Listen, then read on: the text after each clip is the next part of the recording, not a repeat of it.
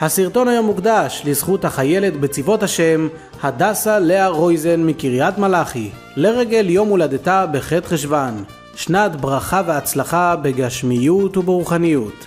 היום נשאל אתכם, איזו ברכה נותן השם ליהודי שמברך יהודי אחר? הקשיבו היטב, וכך תדעו מהי התשובה. זאבי, חכה, למה אתה רץ? אני לא יכול לחכות כבר להגיע הביתה. החבילה שלי אמורה להגיע היום. קדימה, תזדרז. וואה, המתנה מסבתא? מסוק על שלט? כן, ונראה לי שהיא כבר מחכה שם. אני רוצה לנסות, אני רוצה להטיס את המסוק. סבלנות ברל, צריך לפתוח קודם את הקופסה. אוי, הם שלחו את המסוק בחלקים. ייקח לי הרבה זמן להרכיב אותו.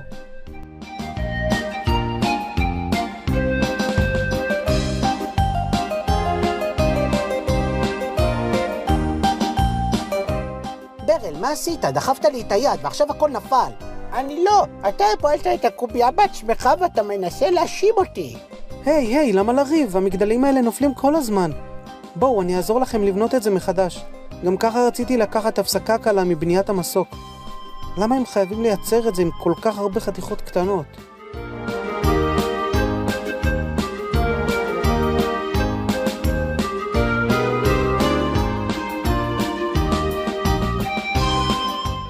זאבי, תודה רבה. זה אפילו יותר טוב ממה שהיה קודם. בשמחה, גבי. עכשיו כדאי שאסיים את בניית המסוק אם אני רוצה אי פעם להטיס אותו. וואו, אבא, איזה כיף שבנית בשבילי את המסוק. אבל למה עשית את זה?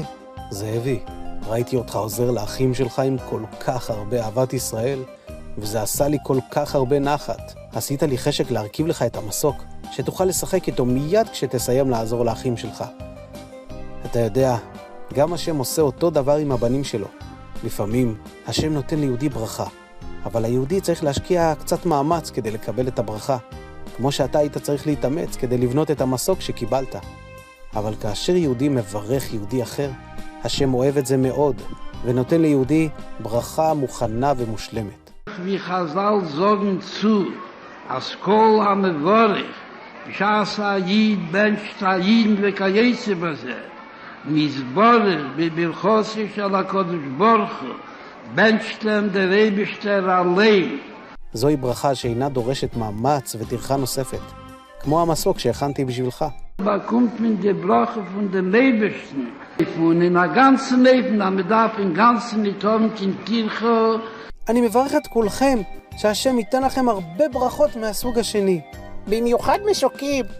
Soll mekuyen werden, wie der Mond früher und sein Brache, in ein Leben von Nile und Nigle, Teila Nile, und Nigle, die Berchose של הקדוש ברוך הוא, שכל אחד ואחד. וזה אני גוון in dem Klau von מברכך. השאלה שלנו להיום היא, איזו ברכה נותן השם ליהודי שמברך יהודי אחר? בווידאו מספר 607 שאלנו אתכם, מה חיילי צבאות השם צריכים לעשות אחרי חגי תשרי? והתשובה הנכונה היא 2. להתחיל תקופה חדשה וארוכה של לימוד תורה. והזוכה היא החיילת בצבאות השם שרה יעקב. מזל טוב ויום הולדת שמח לחייל בצבאות השם יונה זאב סטמבלר מוורשה שבפולין. שנת הצלחה בגשמיות וברוחניות, שתמשיך להיות חייל נאמן בצבאות השם ולהעניק לרבי משיח צדקנו נחת חסידי אמיתי.